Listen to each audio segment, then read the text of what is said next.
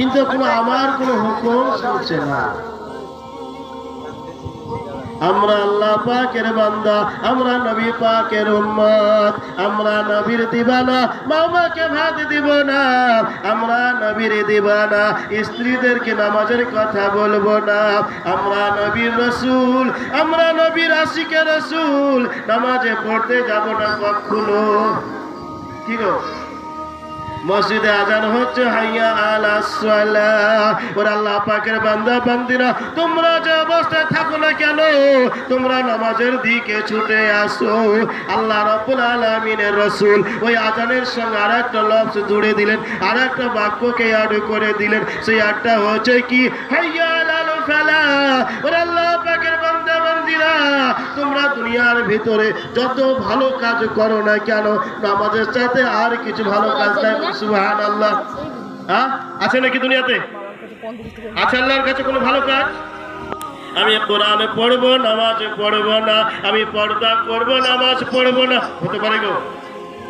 হ্যাঁ, হতে পারে না, হতে পারে না। আমি পর্দা করব, নামাজে পড়বো না, কোরআন শরীফ পড়বো কিন্তু নামাজে পড়বো না। ওই ভালোবাসার কথা আল্লাহর কাছে কোনো দাম নাই। আমি যেমন আমার স্ত্রীকে স্ত্রী স্বামী স্বামী বলার জন্য আমাকে অস্বীকার করে নাই, তবে আমি আমার স্ত্রীকে যদি বাড়তে রাখতে না পারি, আমার আল্লাহ রাব্বুল আলামিনকে আমি যতই মুখে লা ইলাহা ইল্লাল্লাহ বলি না কেন, যতই জালসা শুনি না কেন, যতই আশিকের রাসূল দাবি করি না কেন, আমার কোনো মূল্য থাকবে না। আল্লাহ তাআলা বলছেন, ওই বান্দা দুনিয়াতে আমার দরকার নাই, তুমি একবার মরে আসো। কিলা দুখুলু আবওয়াব জাহান্নাম খালিদিনা ফিহা। তোমরা এসো একবার আমার কাছে, আমি তোমাদেরকে এমন জাহান্নামে দিব, সেই জাহান্নাম থেকে তোমরা কিলা দুখুলু আবওয়াব জাহান্নাম খালিদিনা ফিহা ওয়া বিসাল মাসওয়াদ। আমি তোমাকে এমন জাহান্নামে দিব, যে জাহান্নামটা হবে বড় ভয়ঙ্কর, বড় ভয়ঙ্কর হবে। আমিয়াত বড় ভয়ঙ্কর জাহান্নাম হবে।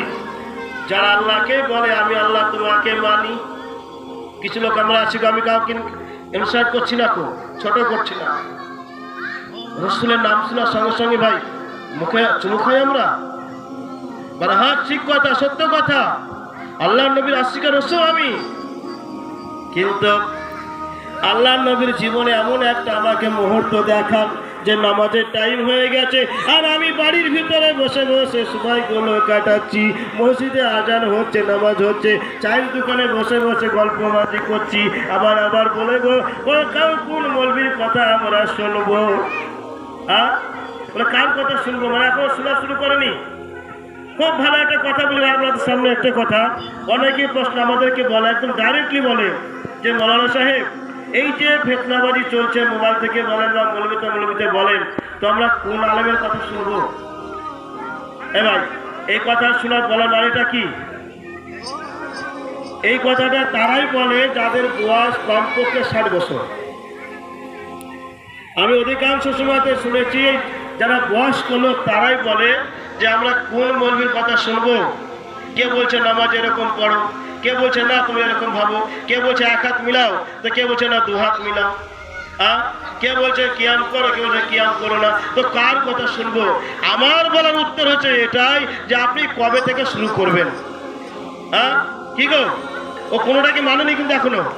তাই এখনো ওনার ভিতরে ওই কচুর পাতার পানি যে টলমো টলমো করছে, ওর ইমানই ঠিক হয়নি গো, ও কোনটাকে মানবে?